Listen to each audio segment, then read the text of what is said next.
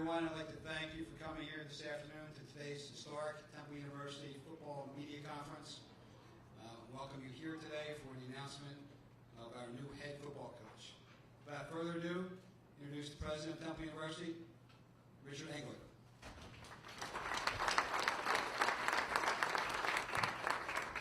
Thank you, everyone, and thank you for coming to Temple University this afternoon as we open a new, exciting chapter in Temple University football history. This is a great day for Temple University. As you've heard, Manny Diaz will be joining Temple University as the new head football coach of our outstanding Temple Owls.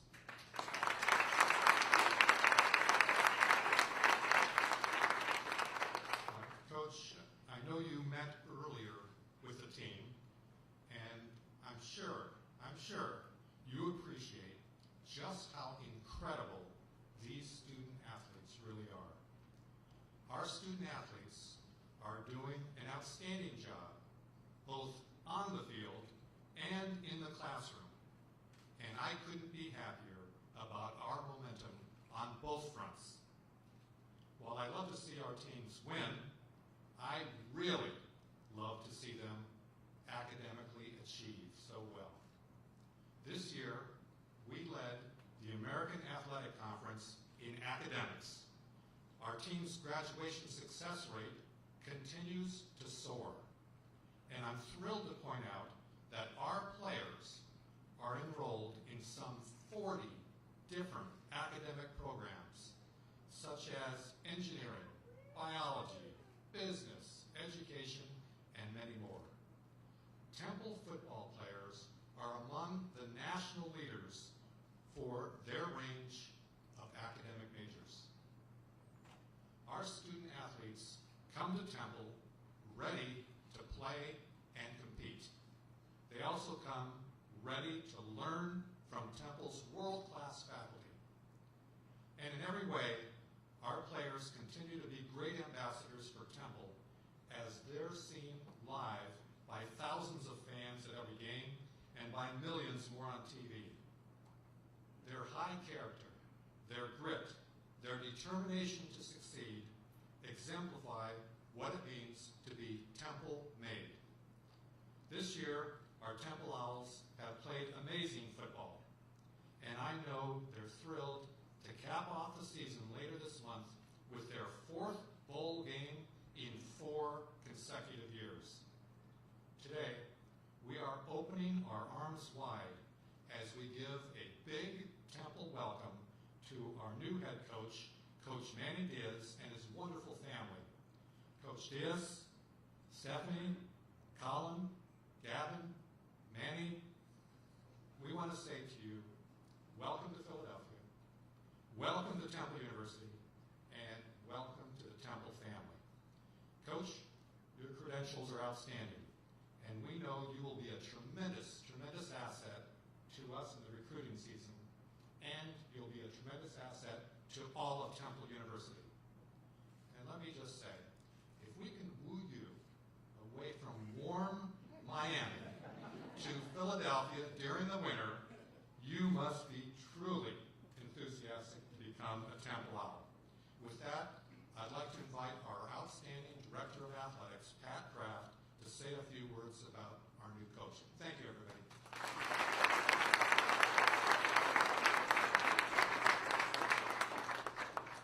feel like I just was here. What a great day. I'm going to be honest, you all that know me, I'm very transparent and honest. I can't tell you how excited I am. This is a great day for our program, a great day for the university. Before I get really going, it takes a village to get here today. So I want to just thank a couple, or more than a couple of people, the search committee, and who really helped us get to this point. We had 4 trustees intimately involved. Chip Marshall, Drew Katz, Tony McIntyre, who's over there, and Bill Mills, who's here. They were incredible through this process. Kevin Clark and Michael Gephardt and Ken Kaiser from the administration were amazing, and Nadel was amazing, and our provost, who's always amazing, did Bergman it was the constant, steady hand. And then our academic group is as good as there is in the country. You talk about a rock-solid group. Jody Lothraven and Jeremy Jordan and Justin Miller, you guys were fantastic. And my man Kevin Gandhi even got some of this action, and he was excited to help. So he was part of that. And then Craig, Vinny, James, and Tim Teese and my whole staff in the building, you guys were absolutely incredible. President Engler, this doesn't happen. These types of searches don't happen without someone like President Engler, who's incredibly supportive of everything we do. I cannot tell you what a blessing that is for an athletic director to have that relationship, and along with Chairman O'Connor. And these are crazy processes, but we have an incredible unit here at Temple, and I think that's why we're extremely successful. So for all of you, I really, truly do thank you. Most important, and all you people are really important, you sign my check. My wife and my kids, which made this press conference this time, Annie and Joseph, who Annie told me, she goes, Daddy, you just pick a good one already? And Annie, I think I did that. Actually, I know I did that. So thank you for your patience in this process. I love you guys. All right. I just want to take a quick step back. Temple football is one heck of a program. This program has had, as you all know, many coaches. They've all moved on to great jobs. These opportunities come when you're successful. You'd rather have people calling for your coaches than not. This is an awesome program. And you know why this program is awesome? It's because the 125 guys down at Edward Wilson, they are resilient. They work their tail off. They do things that you don't even know. But they're an amazing group of people. When I spoke to them, I don't even know what day it is, to be very honest. A couple weeks earlier this week, after Jeff left us, they were resilient and ready to go. All they asked, and we committed to each other, I'm going to bring the best person in to lead you and continue to lead you. And so I just want to tell those guys, I tell them all the time how much I love them. They're a great group. This is a great job because of the fans who are really passionate. Sometimes, no, you're never too passionate, but really passionate. Let's leave it at that. Our alumni, our student body, our band, everyone collectively has put this together. And so for that, I'm so thankful. And we are not done. This is just the next chapter. And so, I just listed off what search do you have that many people involved? That's how important it is. And so that's why Temple football is great. But how quick we forget. I'm going to give you a couple highlights, just highlights on this football team. 4 straight bowl games. That's a record. I love UCS, fantastic. But you know what? We have the best record in the last 4 years in the American Athletic Conference. We're 25-7. That's a 781 win percentage. And I love my colleagues in this conference. But no one has a winning percentage over 700. 32 all-conference players last 4 seasons. 6 first-team all-conference players this year alone. 2 All-Americans. And my man Tyler Matakevich and Mr. Isaiah Wright this year. 2 years we're ranked in the top 25. We play in the first 2 conference championship games, not that long ago, everybody. And we win 1. I love my jewelry. 8 players drafted in the last 3 years, most in the American Athletic Conference. And only team in the conference to have multiple players drafted in the last 3 seasons. So yeah, that's great. I'm proud of those. That's awesome. How about 4 consecutive years with 17 or more players graduating before they step foot in a bowl game? 4 straight years, undergraduate degree. One of 19 FBS schools with a graduation success rate of 80 or more, each in the past 5 years. Student athletes, President stole one. We do not tell you what major to take. Over 40 majors. That's not normal, everybody. That's special. Temple football's GPA ranks in the top 20% of all FBS programs. And we had over a 3.02 this past spring. In the community, you know what? These guys don't get enough credit for what they do in the community. They're involved in the local schools talking about anti-bullying campaigns and raising money and working with athletes, helping athletes. They did over 3,200 hours in the community in the last 4 years. That's a special group of people. That's why this is one of the best jobs in the country. I tell you something, we're doing something right here. And you all, as alumni, as administration, as staff, as fans, should be really, really proud of this Temple football program. But I believe this in my heart, the best is yet to come. I do tell our academic staff at some point the records will be hard to break. But whatever, we'll keep trying to break those records, right? But I tell you what, this team and this program is getting better and better and better every day. Look at this search. Hey, it happens, right? And I wish Jeff and Astrid and Jennifer all the best. But I went out and I told that team, we're going to go get the best person. The best person for this job, period. And that's what we went out and did. I wanted enthusiasm. I wanted someone who understood Temple Tough, what that really means.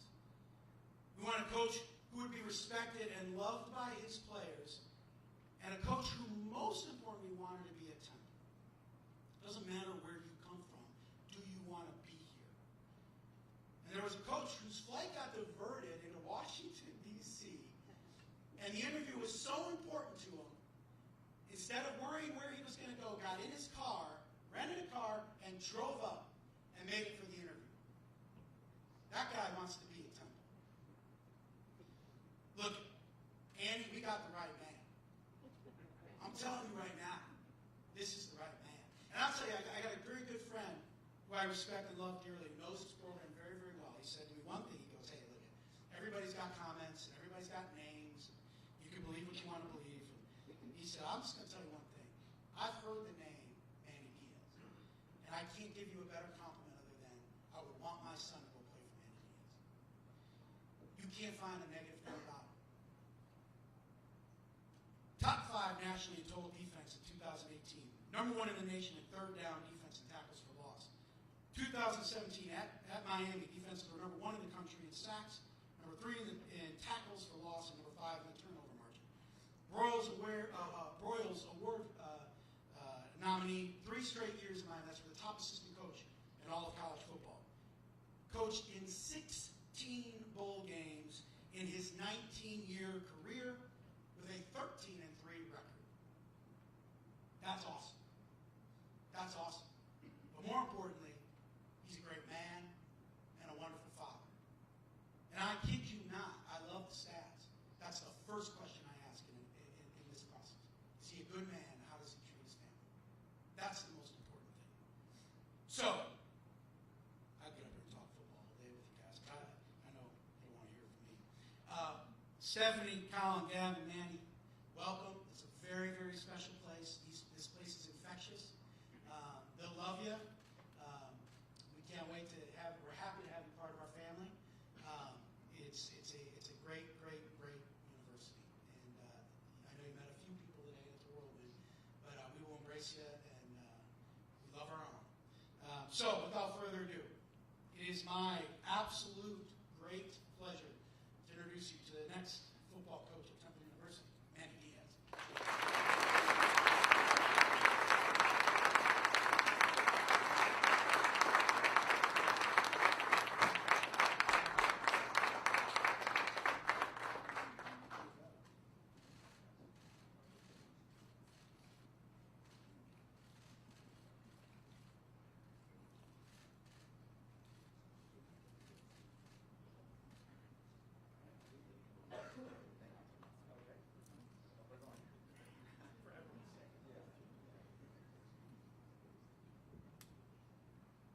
I told Pat, don't put the jersey on. Because if we get our linebackers to play like Pat speaks, we'll be hell on wheels. I know that.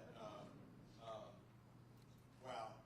First and foremost, I just want to thank God for the opportunity to stand in front of you today. I'm so humbled. Such an honor to be the head coach at Temple University.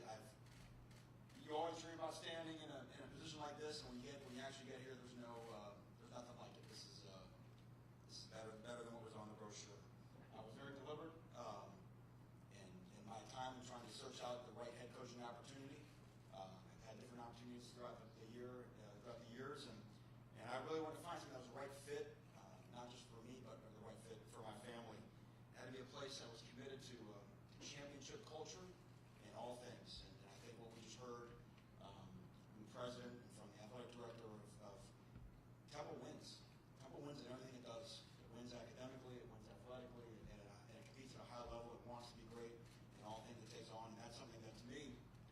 the outside it was obvious, and that's why I was drawn to Temple.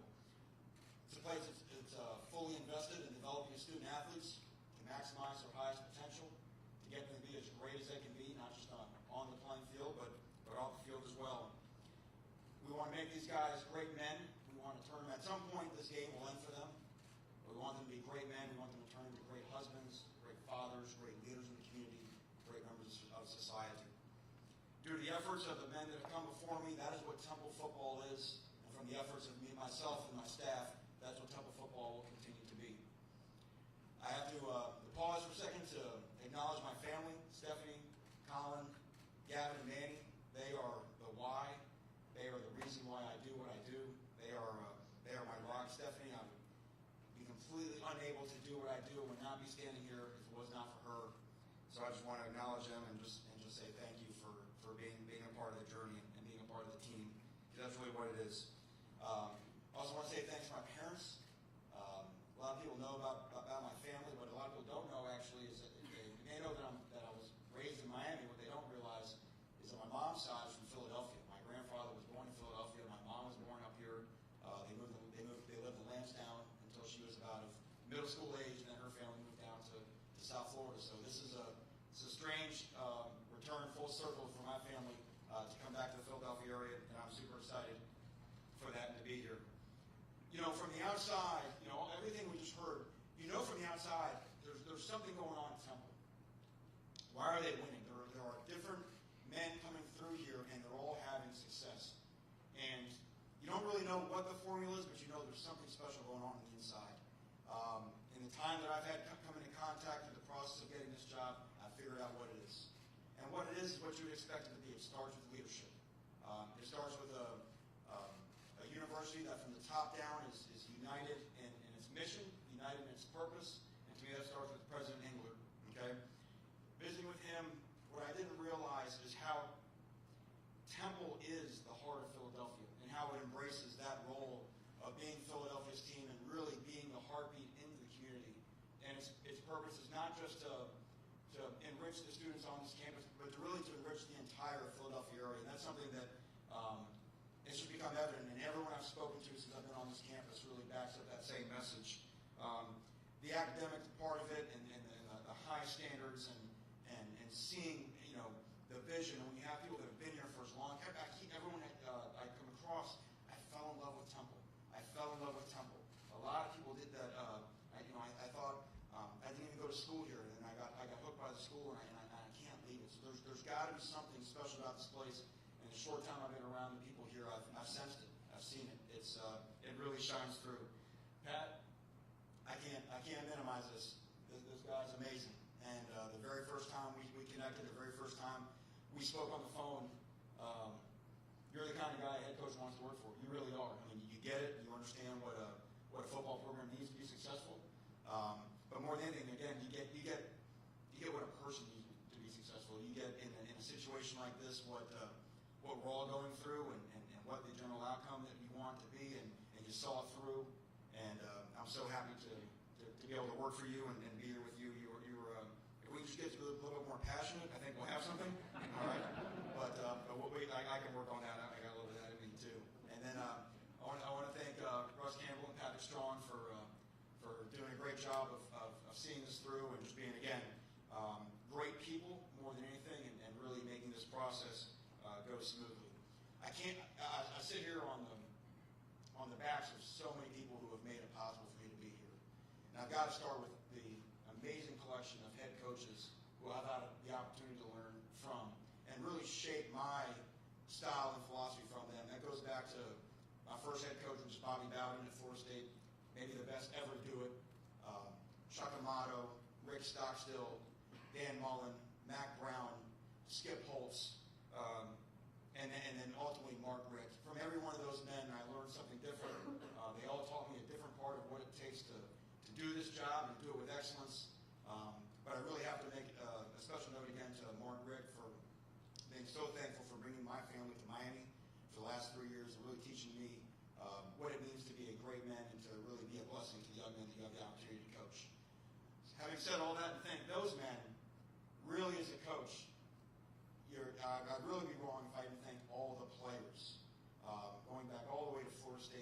stops along the way, the players who have bought in, the players who have listened, the players who have put up with your bad jokes and corny habits and funny mannerisms and all that type of stuff.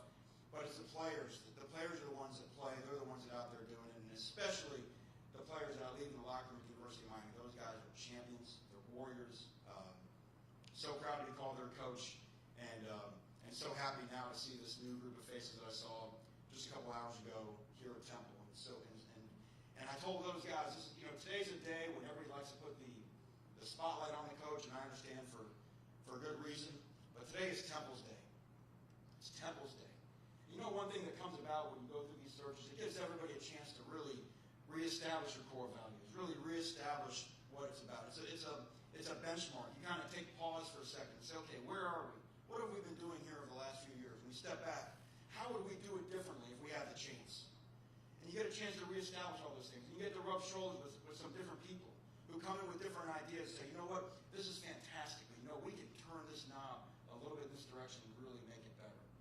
And so today's about celebrating Temple's accomplishments, about celebrating the culture that's already been created at Temple, about celebrating a locker room of guys that are across campus right now that are ready to compete for a championship today at Temple. And I told those players, this is going to be a players' team. Everybody wants to talk about the coach, but the onus is going to be on them, and the spotlight is going to be on them. And our job is to properly lead them, to show them the way, and to take them somewhere that they can't get on their own. With that culture established, a couple of things that I really believe in that I just want to share with you today that will be the hallmarks of our program. And the first word that will define this is integrity. Integrity in everything we do in our program. Integrity in how we behave, how we act, how we interact with others. Okay? The key is that we have to be who we say we are. Okay? Our players have to do what they say they're going to do. Okay? It's very important that what we say we mean, and what we mean we say.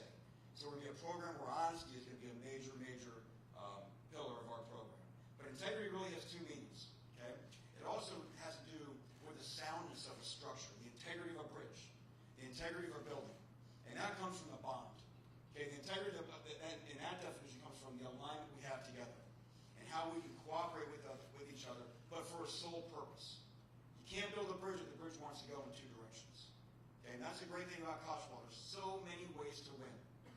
But the best programs are united. The best universities are united in one common goal, with one common mission, that everybody in the organization from top down should be able to repeat on repeat, so that anywhere the players go, they're always getting the same message. So the integrity of our program in both meanings will be really first and foremost. Second is passion. Passion. No great thing's ever been done without enthusiasm. All right? Pat's a passionate guy. I think he likes the fact that I'm a passionate guy. If you watch me on the sidelines, football is fun. It should be fun. If you're in the stands watching us play, I want you to see a fun product. I want you to see a bunch of young men that act like they love playing with each other. Okay? That look like we're the most fun football team on the field, that we're having the most fun of the two teams out there. Okay? So it's great to have passion, but our next value is going to be toughness. It's paramount that we're defined by our toughness. And toughness is not just physical toughness, even though that's certainly a part of it. That's our mental toughness. Okay? Nothing great's ever been accomplished without persistence, relentless persistence. There's going to be roadblocks along the way. There always is. That's just the nature of life. Okay?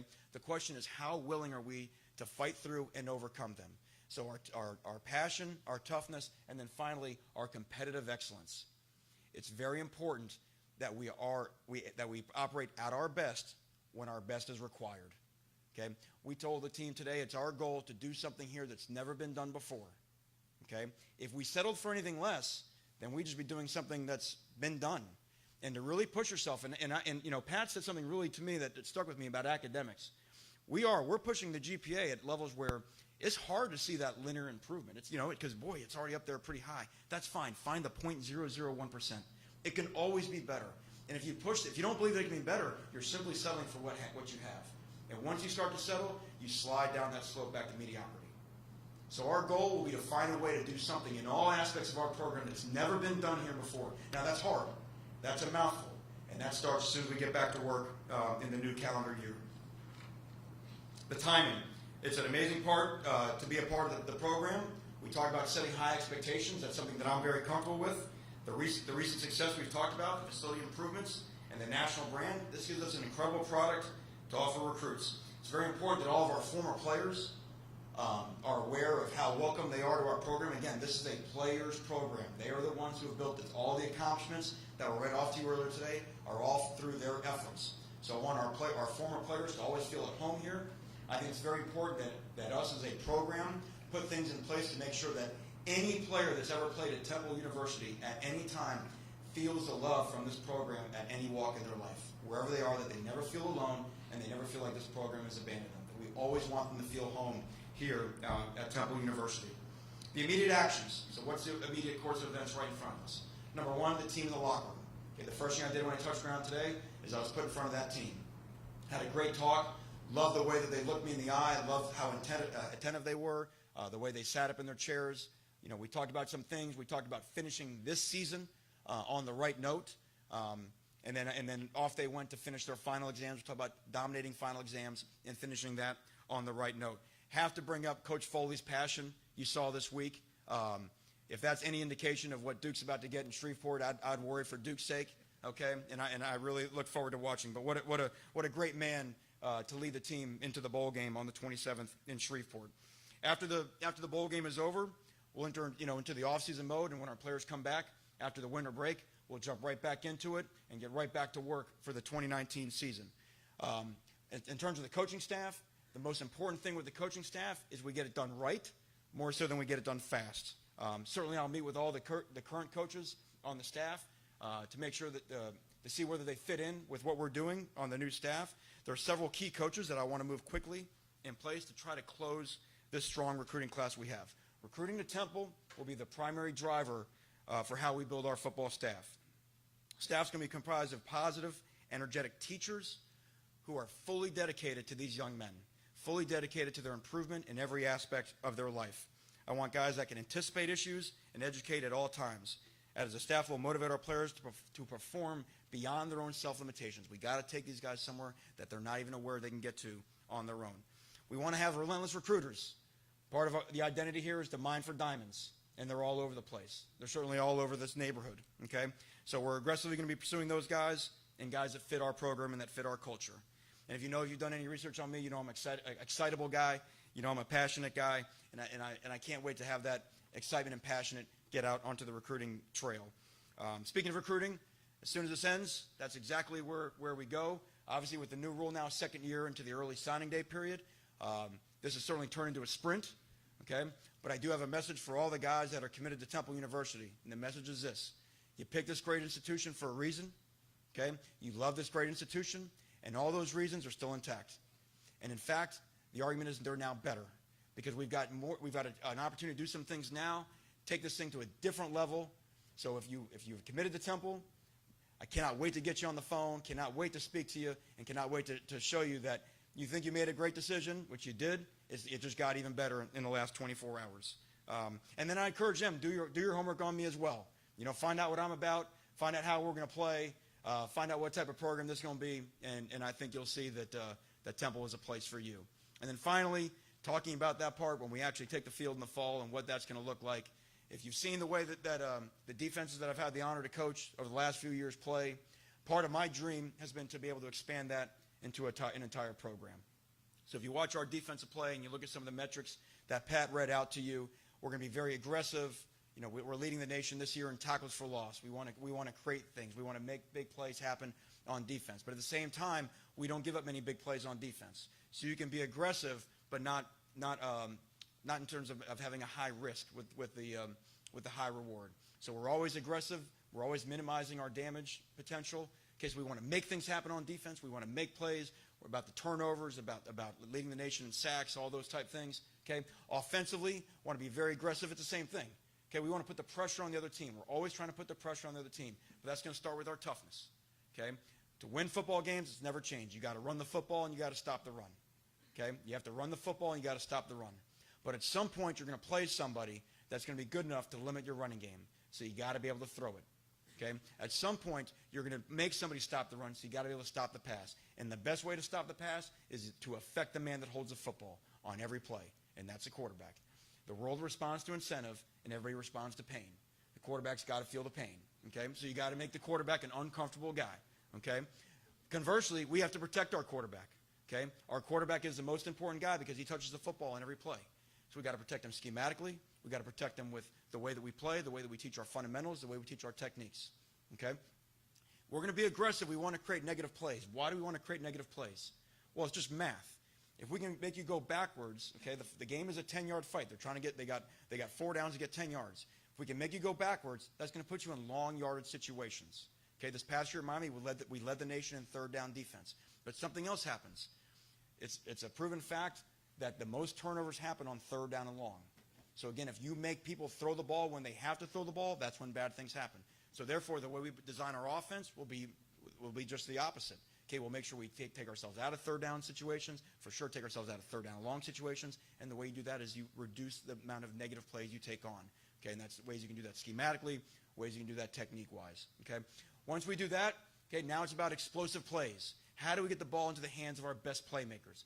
I told you we pride ourselves on limiting explosive plays on defense. How do we get the ball to our guys that can go all the way? You can score a lot of runs in baseball by hitting a bunch of singles, but it's tough. Okay, baseball's changed. They're looking for the 3-run home run. Okay, basketball's changed. They're looking to hit the 3-pointer. Okay, the mid-range jump shot's dead. All right. Well, the same thing's true in football. There's a major onus now in how do we create explosive plays because it's hard to drive the field down in 12, 14-play drives. Okay, but lastly, if it ever happens, sooner or later the ball's going to end up in the red zone, and that's where Temple Tough comes back.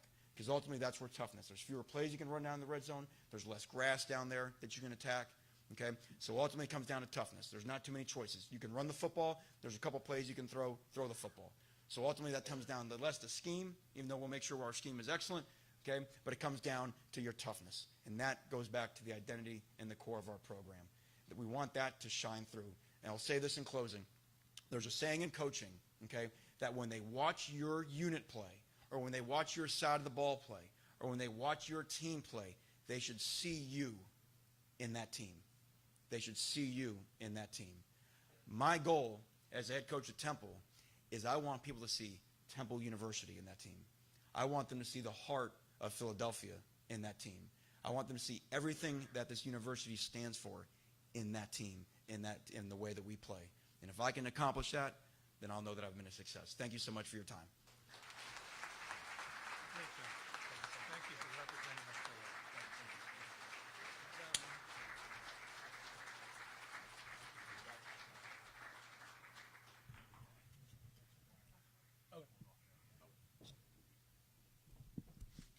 Okay, now we're going to go to a 10-minute question-answer period. Up here, I'm not sure if there's any questions worth answering after those amazing speech. I think you might have covered it all there, Coach. But we have Coach Diaz and Dr. Kraft here.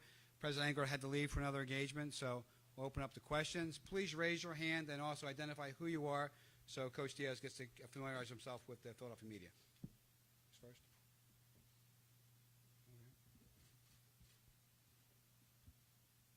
Manny, Zach Gelb, CBS Sports Radio. You talk about your core values. Another big one is trust. In a job that has moved a lot over the last few years, just how do you develop that trust quickly with not only you trusting your players, but then your players also trusting you back? It's a fantastic question. Zach, great question, Zach. And that goes back to the first thing I talked about was integrity. Okay, you have to be who you say you are, and you have to know who you are. You know, one of the hardest parts is actually knowing who you are, what you stand for.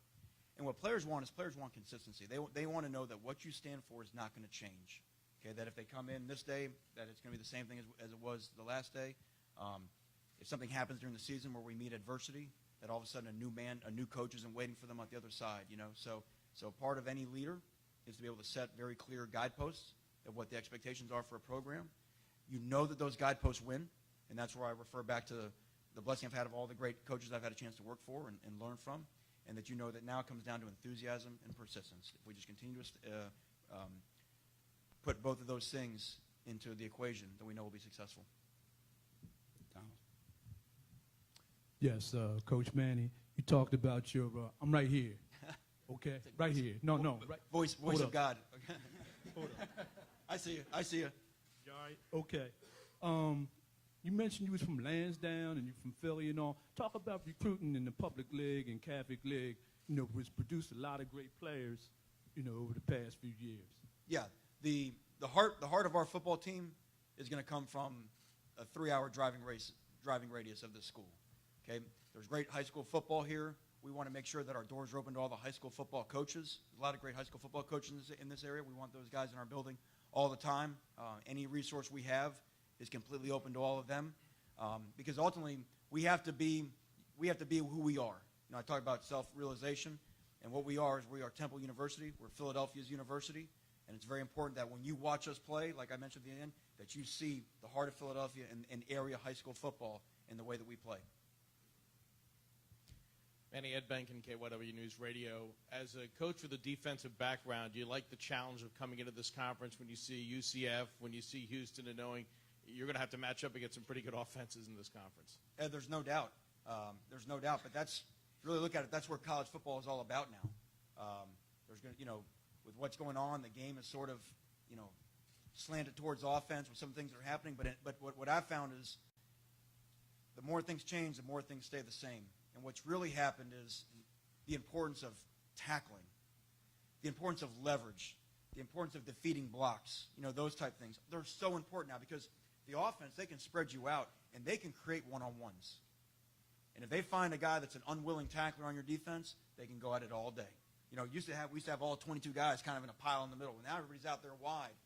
So it's important that your defense is good as your least competent tackler.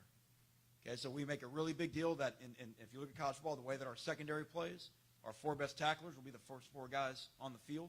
If you can bat a ball down, even better. If you can catch it, we love you. Manny, Mark Narducci, the Philadelphia Inquirer. How important will it be for you to maybe watch practices in the bowl game and kind of doing some evaluation? Certainly you want to have an idea of what you're coming into. But I think one thing one thing that's always a benefit when there is a change is, everybody does get a fresh start. You never really quite know what the players are being asked, so you don't want to make different types of assessments. And guys develop at different times. I'd hate to watch a film of a guy and say, this guy can do it or this guy can't do it. You want to walk in here in January, you want the players always to feel that they control their own destiny. That if I come in here in January and outwork everybody in the classroom and just become a guy that does everything at a high standard, okay, that I got a chance to be a guy on the field in the fall. So I would hate to have a preconceived notion of this guy can or this guy can't.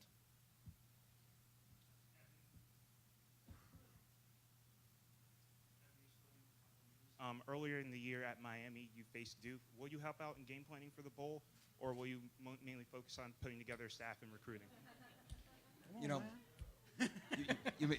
I don't know if Pat Googled this, but Duke beat us this year, so he didn't hear I that. know, but No, there's an outstanding coaching staff in there that know what those players are capable of and know what the schemes that Temple's run all year, and it's those guys' reward to go finish off and cap it off a great season with a championship down in Shreveport.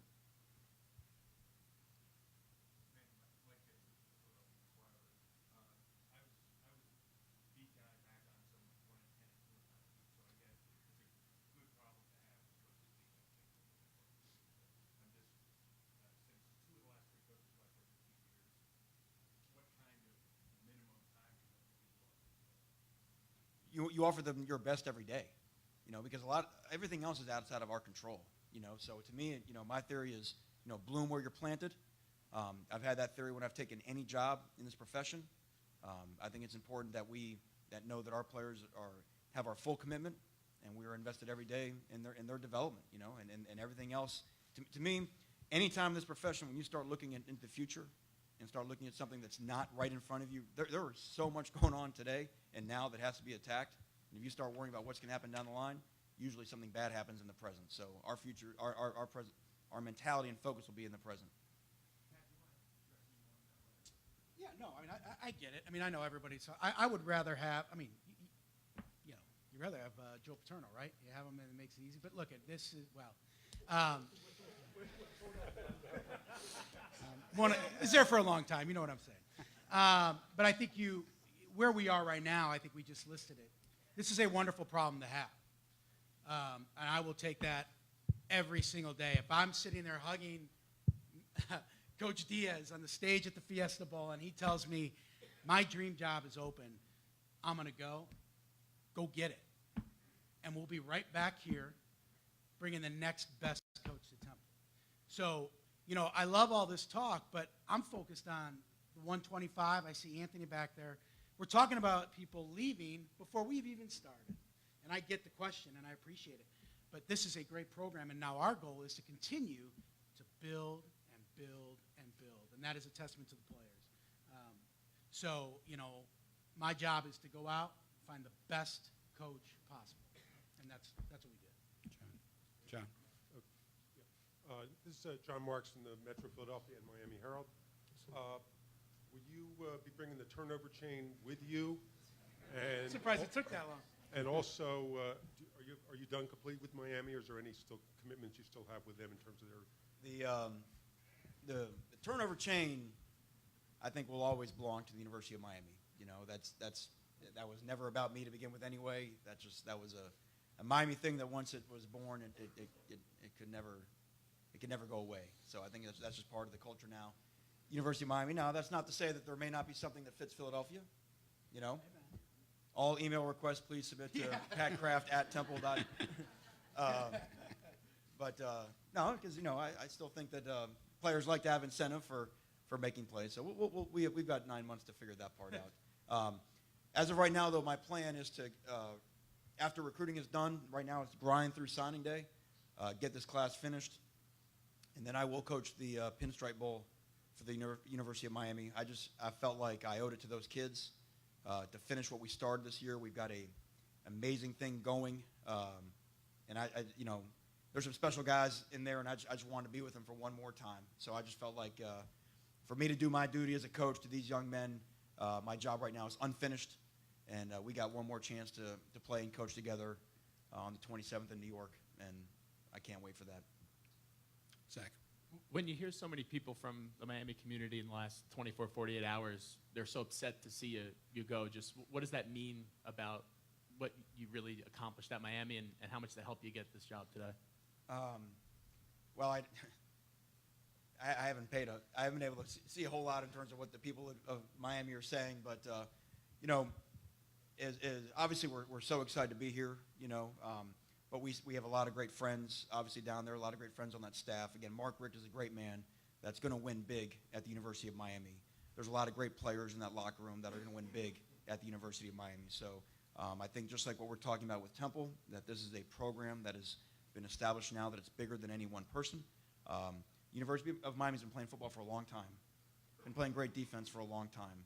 Myself and the guys on the defensive staff, you know, we're humbled that we had an opportunity to play really defense at a University of Miami standard. And there's nothing we invented. It had been going on there long since I got into coaching. You know, all kinds of coaches have run through the University of Miami and won national. I think they've won 5. I think 4 head coaches have won the 5 national championships. So that program, again, belongs to the players down there. It's bigger than any one man and one person, and I know those guys will be fine in the future. Coach, Brian Steinmetz, Temple Update. We've heard a lot of people talk about what you've done as a head coach and what qualities you have. You personally, what stands out to you about what you pride yourself on as a head coach or as a coach? Yeah, Brian, I think you know, number one is it's about how you treat the players. You know, it's about your relationship with the players, and they got to believe it, and they have to know. Secondly, is about the alignment of the staff. I think that's so crucial now. I think everybody in the staff, like I mentioned before, has got to be in complete alignment, have to have a shared consciousness on how we are going to attack anything that comes in our way. Players want consistency. You know, coaching is so much like parenting. You know, your kids, they want discipline, but they want to be consistent. They want to know, they don't want the goalpost to move every day. So I think as a coach, I think if you're consistent on message, I think the players always understand there's a why of why we're doing things, and not just because we said so or that's just the way it's always been done. But more than anything, if they know that you're after their hearts, which ultimately you can't fake. You can fake that for a day. You can fake that in a press conference. But at some point, everybody works too hard at this, you know. And at some point, they'll know. They'll know. And at some point in your career, it'll get exposed that you're not ultimately for capturing their hearts. So, like I said, I can't wait to get in there and get after it with those guys.